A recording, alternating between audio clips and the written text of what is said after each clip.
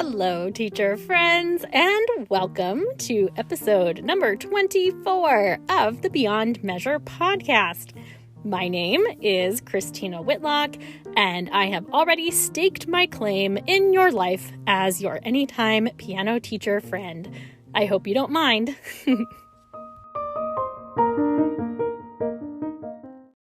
Okay, so I wanted to take some time today and think about how we approach situations when we get asked to judge for a particular event. So I know this doesn't apply to everyone listening because not all of us judge events like this, but I do think that enough of us get asked to enter adjudication situations throughout the year that it's probably worth addressing in at least some small way. We are going to jump straight to the point here, and I'm going to say that regardless of what event you might be judging, I really have one very important thing to say. So, are you listening? Are you ready for this? I say this in love, my friends. It is not about you. It's not about you. I am laughing because in my mind, all I can hear is my husband's spot on impersonation of Dr. Phil, who is a television therapist here in the States.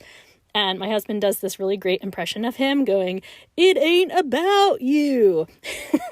I did not do that impression justice, but seriously, I am going to confess something to you, and honestly, it does not reflect on me in a very flattering way, but I'm copping to it here just because I think it's a problem for lots of teachers who find themselves in positions where they are judging events. Especially when I was kind of new to my local judging circuit, I felt a very weird kind of pressure to make sure that I was really proving my worth to whatever event I was judging. So, I wanted to establish myself as someone who, had standards, who really knew her stuff, who was encouraging, but also demanding. When I was just out of grad school, I was pretty desperate to prove myself to my other local teachers, many of whom had been teaching here for a really long time. And I didn't want them to see me as the new kid on the block because, like I've already discussed, I had been teaching already for many years. So I didn't want to look like an amateur, right? So again, I'm not proud of this, but it's how I felt. And I have experienced this with a lot of other judges over the years. So this is me just falling on my sword here in hopes of helping you kind of identify this if any of this thought process is looming within yourself. So my friends, it is just not about you. So any thought that enters your brain while you are judging an event about, how you are going to be perceived or what kind of impression you want to give, you've got to get rid of that immediately. Hear Dr. Phil's voice shouting, "It ain't about you." That's really so terrible. It doesn't even matter what you're judging. And let's be fair. I mean, there are lots of different levels of adjudicated events, right? So a lot of times we're dealing with very strictly recreational types of students.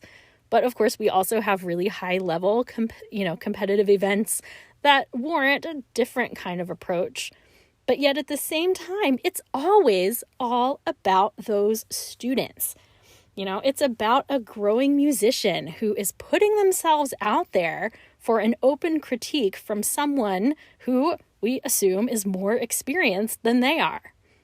It's about you giving them meaningful feedback that is going to help them become a better musician. That's it. So now that I've said meaningful feedback, can we just talk about what meaningful feedback really is?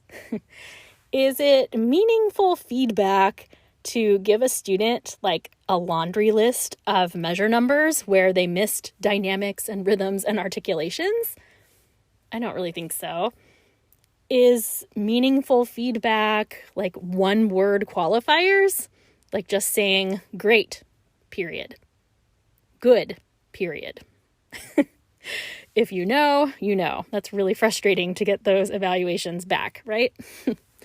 Anyone who has judged anything knows that it's a huge challenge to give meaningful feedback in the time you are allotted, as well as just in the physical space that you have on any evaluation form.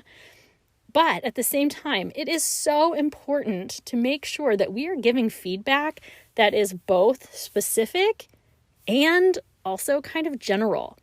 And too much of either one of those things is, well, just not very helpful. I received the best judging advice I've ever heard from a former teacher of mine, and I really think it applies to every event and every evaluation form that I have ever encountered in my judging experience. You have a very limited space and time to give this student in front of you some kind of feedback that is going to benefit their future musical endeavors. So as you listen to them play, think about what is the one thing, or maybe two things, that you can say that are going to really help that student grow from this experience today. So in other words, think big picture first, and then give a few specifics as they apply.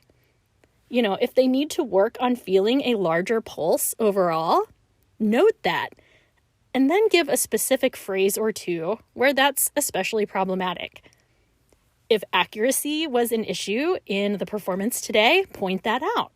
Give a specific measure or two, but don't feel like you have to sit there and take a note of every single blip, especially if there are a lot of them. The balance of specific and general, my friends. In every single case, every student, every event, put yourself in that perspective of the student who is going to be reading the evaluation that you are writing. Never forget that there are going to be human eyes on the other side of what you are writing. I think sometimes we become kind of calloused to this type of event because we've been doing these kinds of things for so long. But it's easy for us to forget what it's like to be that student who has worked so hard to put these, musical puzzles together and to open themselves up for critique from a stranger. For them to put in so many hours of preparation simply to receive an evaluation with single word descriptions like rhythm equals good, interpretation equals nice. That kind of thing. I don't know. It just feels kind of like a slap in the face, really. Likewise, that same student who's done all of this work is not going to be positively impacted by a lengthy list of everything that they could have done better.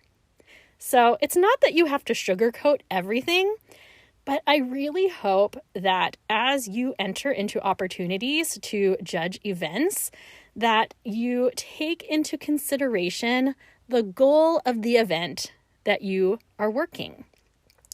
In most cases, the goal is basically to encourage developing musicians, isn't it? I think we can boil most events down to that single goal. So reading bullet point after bullet point of correction after correction is probably not going to be the best way to encourage that musician to reach for higher goals. I will let you ponder that for a moment while I tell you a classic Christina Whitlock adjudication story. This wildly uncomfortable moment turned into pretty much a masterclass on what not to do when judging. So many years ago, while I was still in graduate school, I volunteered to help judge a Federation festival, and I was paired with an older gentleman who had been judging this same festival for many, many, many years. And I'll tell you, the whole morning was filled with some really uncomfortable moments, but none quite so cringy as this. So we had a young lady come in and play the F major 2-part invention, notably under tempo. So I'm talking bum bum bum bum bum bum ba da da da da da da da da da dum. Right, pretty slow.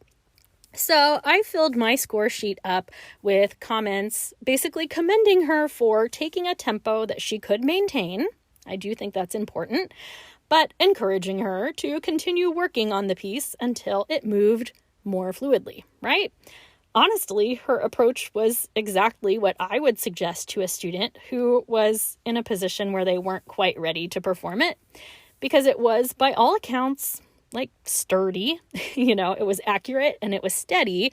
It just lacked that buoyancy that we expect that piece to have.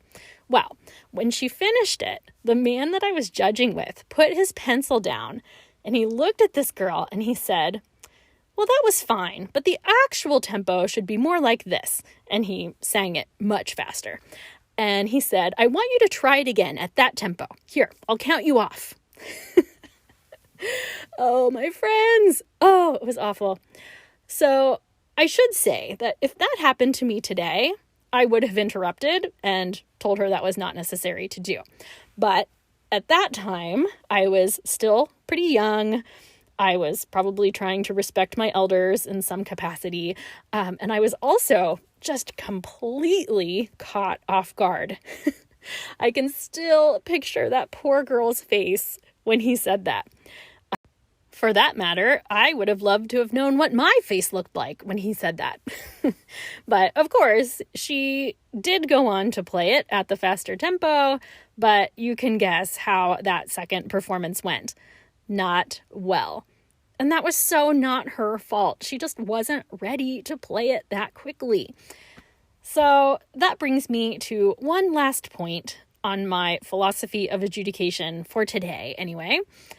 And that is the fact that there are so many things that can discourage developing musicians. I mean, we all know our young people have more and more reasons, to give up their instruments. Me, I never want to be part of the reason that someone decided to not continue their musical study.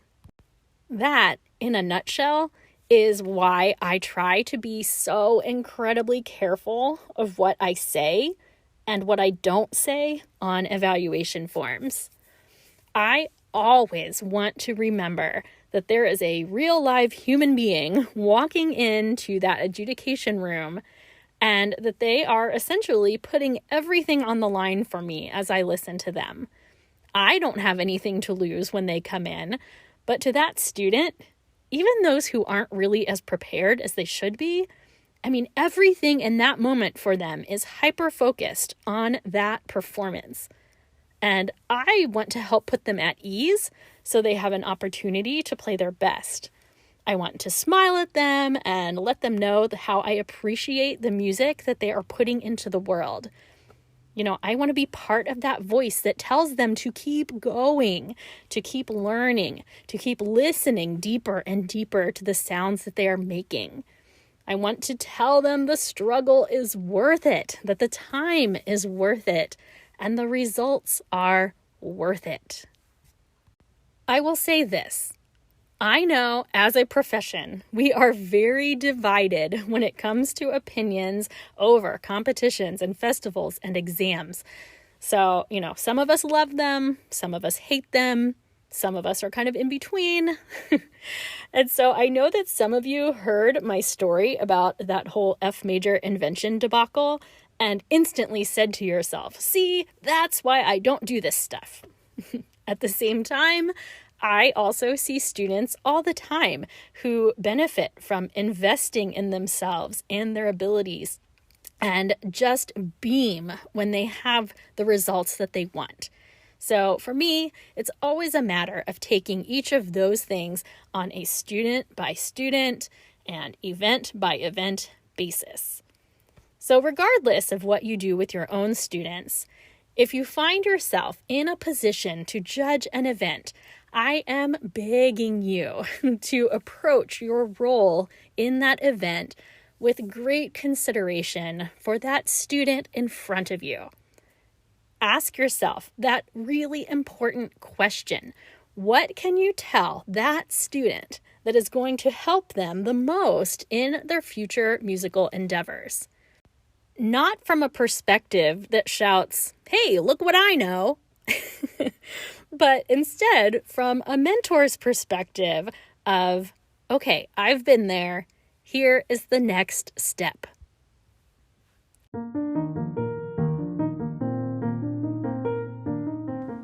Oh my goodness, my friends, I know I say this every week, but I didn't realize that I have so much more to say on this topic.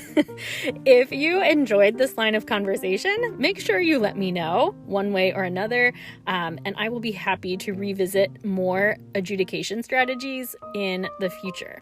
But for now, let's go ahead and wrap it up for today, as always, with a toast.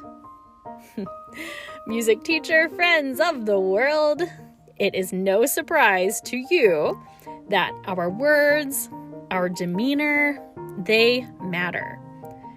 You know, we hold so many opportunities to influence the lives of others. It's such a gift, and it's also a real responsibility to encourage, to inspire, to offer sage advice. It's impossible to know the numerous ways that we impact students that we encounter. But today, I encourage you to do everything in your power to not be the reason that someone gives up music. In whatever scenario you encounter, frame your feedback, no matter what, in a manner that is going to tell it like it is, but with the promise of hope for improvement. We all know this world needs as many music makers as it can get. I know you can do it, my friends, and I am here to cheerlead you along the way. Hear, hear.